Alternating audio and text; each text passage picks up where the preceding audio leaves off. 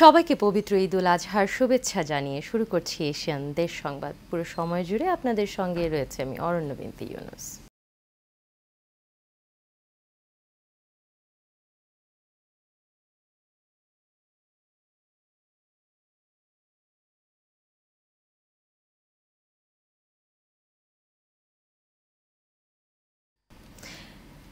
এবার চলে যাচ্ছি পুরো খবরে। নারায়ণগঞ্জের সোনারগাঁয়ে মসজিদে ঢুকে কৃষককে কুপিয়ে এবং পিটিয়ে আহত করার অভিযোগ উঠেছে স্থানীয় আওয়ামী লীগের নেতাকর্মীদের বিরুদ্ধে। জমি নিয়ে বিরোধের জেরে নারায়ণগঞ্জের সোনারগাঁও উপজেলার লাধুরচর এলাকায় আজ দুপুরে নামাজের পর মসজিদে ঢুকে জসিম মিয়াকে পিটিয়ে এবং কুপিয়ে মারাত্মকভাবে আহত করে স্থানীয় আওয়ামী লীগের সভাপতি সিরাজুল ইসলাম এবং তার সহযোগীরা। এ বিষয়ে সোনারগাঁও থানায় একটি লিখিত অভিযোগ দায়ের করেছে ভুক্তভোগীর পরিবার। এলাকাবাসী জানান, স্থানীয় আওয়ামী লীগের ওয়ার্ড সভাপতি সি রাজ মিয়া সোনারগাঁও থানার ভারপ্রাপ্ত কর্মকর্তা জানান, এ বিষয়ে লিখিত অভিযোগ দেওয়া হয়েছে, তদন্ত করে আইনগত ব্যবস্থা নেওয়া হবে।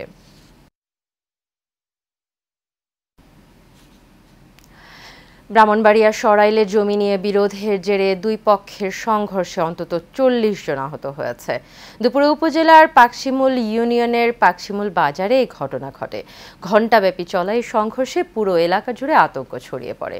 পুলিশ এবং স্থানীয়রা জানায়, পাকশিমুল বাজারে একটি জমি নিয়ে গ্রামের নূরে আলমের সাথে মোহাম্মদ রউফ মিয়ার দীর্ঘদিন ধরে বিরোধ চলে আসছিল। এরই জের ধরে আজ দুপুরে উভয় পক্ষ বিপুল সংখ্যক দেশীয় অস্ত্রশস্ত্র নিয়ে সংঘর্ষে জড়িয়ে পড়ে। আহতরা স্থানীয় উপজেলা স্বাস্থ্য কমপ্লেক্স সহ বিভিন্ন হাসপাতালে চিকিৎসা নিয়েছেন। সরাইল সার্কেলের অতিরিক্ত পুলিশ সুপার তপন সরকার জানান, এই ঘটনায় 5 জনকে আটক করা হয়েছে।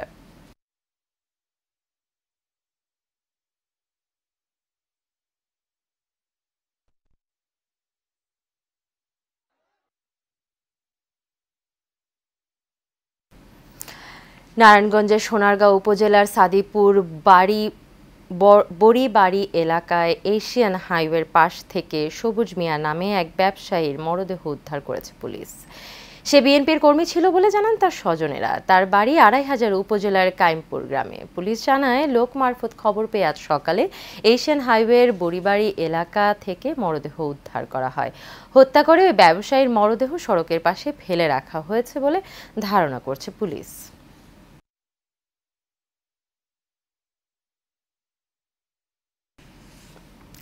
শরীয়তপুরের নড়িয়া উপজেলার জবসা ইউনিয়নের সাবেক যুবদল নেতা এমদাদ হাওলাদারের হত্যাকারীদের দৃষ্টান্তমূলক শাস্তি এবং ফাঁসির দাবিতে বিক্ষোভ মিছিল করেছে এলাকাবাসী এবং স্থানীয় বিএনপির নেতাকর্মীরা। গতকাল বিকেলে ভোজেশ্বর বাজার সড়কে এই বিক্ষোভ মিছিল এবং কর্মসূচি পালন করা হয়।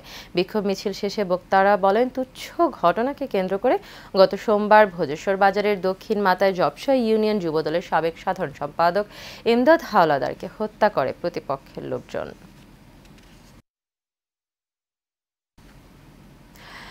মানুষের ভাগ্য উন্নয়নের জন্য সকলকে একসাথে কাজ করতে হবে বলে মন্তব্য করেছেন বিএনপির জাতীয় স্থায়ী কমিটির সদস্য ডক্টর এজএডএম জাহিদ হোসেন। গতকাল ভালুকায় সাবেক সংসদ সদস্য মরহুম আমানুল্লাহ চৌধুরীর 11তম মৃত্যুবার্ষিকী উপলক্ষে কবর জিয়ারত এবং স্মরণ সভায় একথা বলেন তিনি। এ সময় প্রধান অতিথির বক্তব্যে তিনি আরও বলেন, আগামী সময় খুব কঠিন হবে, তাই নিজেদের মধ্যে ভেদাভেদ ভুলে একসাথে কাজ করতে হবে। এ সময় উপস্থিত ছিলেন বিএনপির জাতীয় নির্বাহী কমিটির সাবেক সদস্য ফখরুদ্দিন আহমেদ বাচ্চু, ময়মনসিংহ দক্ষিণ জেলা বিএনপির যুগ্ম আহ্বায়ক মোহাম্মদ মোর্শেদ আলম, রুহুল আমিন মাসুদ, পৌর বিএনপির যুগ্ম আহ্বায়ক আহসানুল্লাহ খান রুবেল সহ আরও অন্যান্য নেতাকর্মীরা। লন্ডনে অন্তর্বর্তী সরকারের প্রধান উপদেষ্টা ডক্টর মোহাম্মদ ইউনুস এবং বিএনপির ভারপ্রাপ্ত চেয়ারম্যান তারেক রহমানের মধ্যে নির্বাচন নিয়ে ফলপ্রসূ আলোচনার আশা প্রকাশ করেছেন দলটির জাতীয় নির্বাহী কমিটির সদস্য এবং ভোলা 2 আসনের সাবেক সংসদ সদস্য আলহাজ হাফিজ। বুধবার বিকেলে দৌলত খান উপজেলা অডিটোরিয়ামে জাতীয়তাবাদী শ্রমিক দল আয়োজিত এক শ্রমিক সমাবেশে প্রধান অতিথির বক্তব্যে একথা বলেন তিনি। হাফিজ ইব্রাহিম বলেন, নির্বাচন যখনই হোক বিএনপি প্রস্তুত। উপজেলা শ্রমিক দলের সিনিয়র সহ সভাপতি মোহাম্মদ শাহাবুদ্দিন মিয়ার সভাপতিত্বে এ সময় উপস্থিত ছিলেন উপজেলা বিএনপির সভাপতি আব্দুল মান্নান মিয়া, সাধারণ সম্পাদক শাহজাহান সাজু, যুবদল নেতা রিয়াজ, জহিরুল ইসলাম জহির সহ আরো অনেকে। আমার বাংলাদেশ পার্টির সদস্য সচিব ব্যারিস্টার আসাদুজ্জামান ফুয়াদ বলেছেন, পৌরসভা অঞ্চলে 1 কিলোমিটার রাস্তায় সরকারের বরাদ্দ 2.5 কোটি টাকা হলেও আন্তর্জাতিক মানের কাজ করতে সর্বোচ্চ 84 লাখ টাকার বেশি লাগে না। তাহলে বাকিটা কোথায় যায়? সরকার নিজেরাই চুরি করার সুযোগ তৈরি করে দিয়েছে। বৃহস্পতিবার দুপুরে বরিশাল প্রেস ক্লাবে আয়োজিত সংবাদ সম্মেলনে তিনি এই কথা বলেন। সংবাদ সম্মেলনে কেন্দ্রীয় সাংগঠনিক সম্পাদক গাজী নাসির, কেন্দ্রীয় সদস্য অ্যাডভোকেট তরিকুল ইসলাম নাহিদ, বরিশাল জেলা এবং মহানগর আহ্বায়ক ইঞ্জিনিয়ার কল্লোল চৌধুরী, সদস্য সচিব GM রাব্বি, যুগ্ম আহ্বায়ক সুজন তালুকদার, হারুন খান নোমান সহ অন্যান্য নেতৃবৃন্দ উপস্থিত ছিলেন।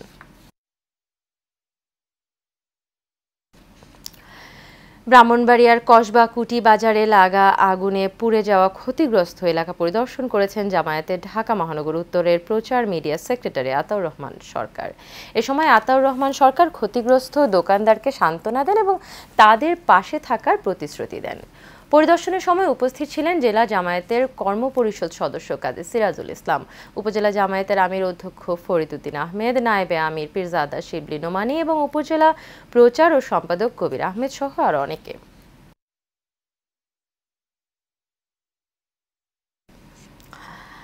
গোপালগঞ্জের কাশিয়ানী উপজেলার গোয়ালগ্রাম মাদ্রাসা মাঠে ৩ নং মাহমুদপুর ইউনিয়ন বিএনপির দ্বিবার্ষিক সম্মেলন অনুষ্ঠিত হয়েছে।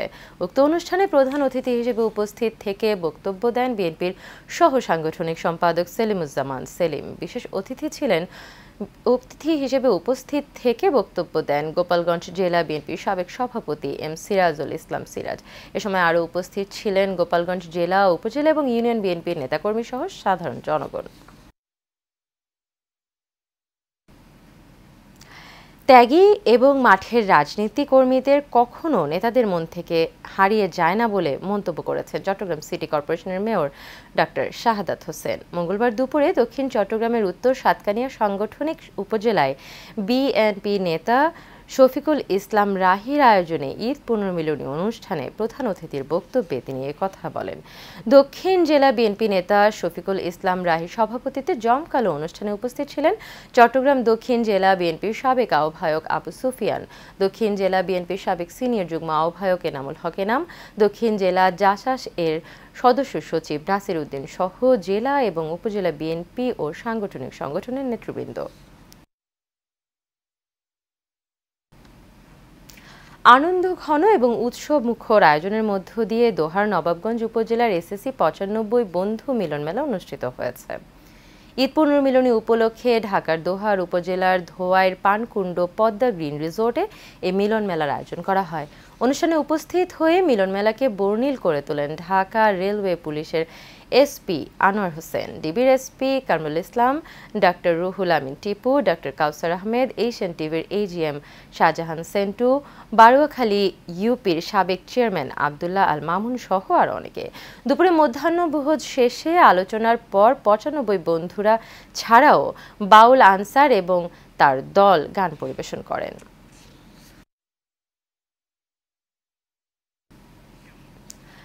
গাইবান্ধায় 1986 থেকে 1989 সালের SSC ব্যাচের শিক্ষার্থীদের নিয়ে ঈদ পুনর্মিলনী অনুষ্ঠিত হয়েছে।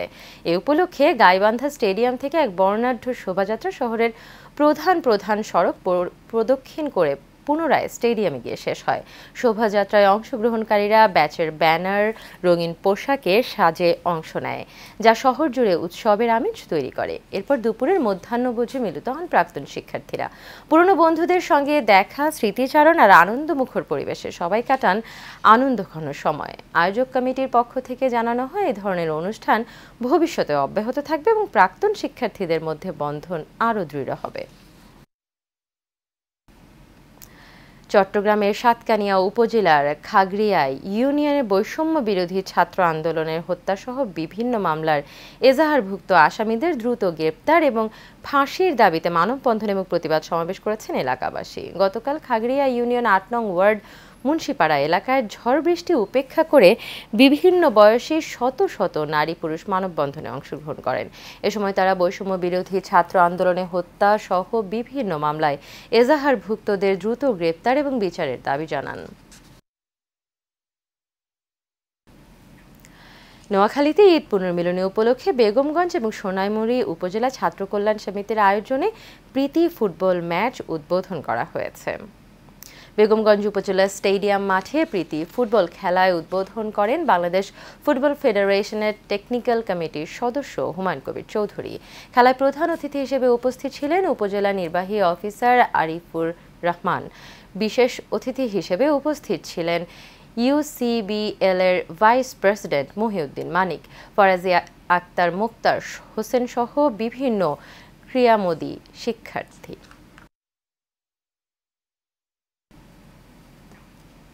শেষ করছি এশিয়ান দেশ সংবাদ।